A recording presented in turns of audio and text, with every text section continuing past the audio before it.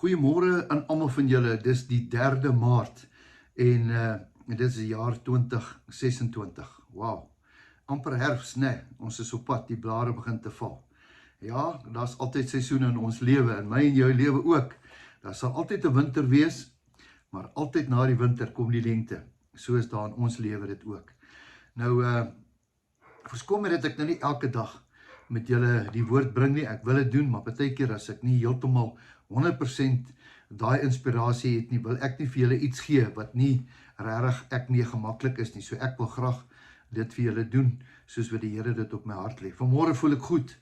Ek is nog so 'n bietjie seer na die operasie, dis 'n week daarna, maar ek sterk goed aan en baie dankie vir julle omgee, vir al julle terugvoering en julle gebede. Ek wil net vir julle sê baie dankie. Ek gaan juist 'n bietjie daaroor praat vanmôre, oor hoe belangrik dit is dat ons vir mekaar moet bid. Nou net twee goed. 1, ons het hierdie naweek 'n pa en seun kamp. Ek het dit al 100 keer gesê, maar ek sal dit sê, want ek weet hoe belangrik dit vir kinders is. Ek wil dit vir jou sê, jy verstaan nie hoe belangrik dit is vir 'n kind dat 'n pa gaan tyd spandeer met jou nie. So, seuns, enige ouderdom, oupas, kom soontoe Stoffberg. Ek gaan vir jou Melinda se nommer gee. Jy kan dit mos nou herhaal, ek het hom neergeskryf hier. Jy kan by haar bespreek, asseblief doen dit.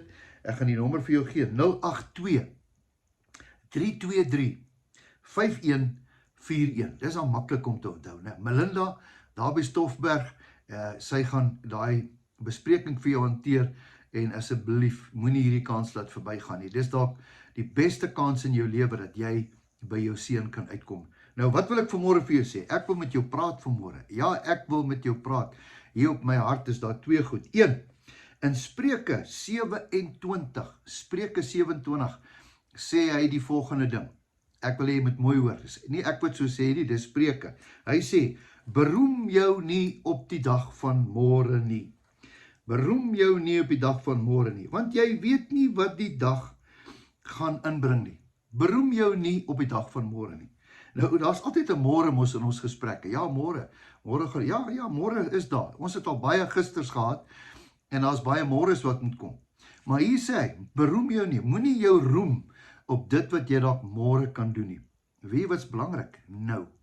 Weet wat's belangrik vir nou? Nou is nou. Ek onthou, ek 'n seentjie gehad het in my huis. Tante altyd vir my gesê, ek gaan dit doen. Dan sê ek, gaan doen gou dit. Dan sê ek, gaan nou. En dan sê ek vir hom, nou is nou. As jy dit nie nou doen nie, gaan jy dit nie later doen nie, want ek ken hulle raak mos besig, hulle het altyd storieetjies, altyd verskonings. Nou die begrip nou is nou, het al 'n ding in my lewe geword, nou is nou. Môre is môre. Môre is iets wat die Here vir ons in sy leers het hy dit gestoor. Het jy geweet dat die woord sê dat elke dag is aangeteken in die boek van ons lewens? Ja, daar's 'n dag van 'n geboorte, daar's 'n tyd om te lewe, tyd om te gebore te word en dan's daar 'n tyd om te sterwe. So ons weet nie wanneer daai streepie is nie, dit kan môre wees. En dan beroem ons altyd mos oor môre. Ja, dis belangrik. Ek en jy moet sorg vir môre. Ek en jy moet hard werk vir die einde van die maand. Jy is heeltemal reg. Ek en jy moet ons verantwoordelikhede nakom. Maar ons moet nie ons roem. Ja, môre gaan dit gebeur en môre gaan dit gebeur nie. Weet jy, jou hele lewe kan in een dag verander. En wat belangrik is nou. Nou is belangrik. Ek dink aan een besonderse persoon. Hy het nie meer kans gehad nie. Daar was nie meer 'n môre in sy lewe nie. Daar was 'n nou. Onthou julle die twee ouens wat langs Jesus in die kruis gehang het? Daai ouens het daar gesit. Een ou het nog gedink, ag, Jesus, U kan sulke wonderlike dinge doen. Haal ons tog net van hierdie kruis af. U kan ons fantastiese goed doen. En die ander ou sê, ek gaan ook nooit weer 'n kans kry nie. Nou is nou. Kan ons asseblief, Here, nou vir U vra, dink net aan my, as U op pad is paradys toe. En net daar gee die Here vir hom die sleutel. Hy het nie gedink aan môre nie, het nie gedink aan oormôre nie. Die ander ou het nog gewonder. Grootste tragedie in die Bybel is die ou wat daar gesit het. Hy het gehoor hoe Jesus 'n sleutel gee vir 'n ou. Vandag is jy saam met my in die paradys. Jesus gee hom 'n sleutel. Die ander ou hoor dit, hy vat dit nie. Vandag wil ek jou sleutel gee. Nou is nou. Hy sê, kom laat ons die saak uitmaak, sê die woord. Nou is nou.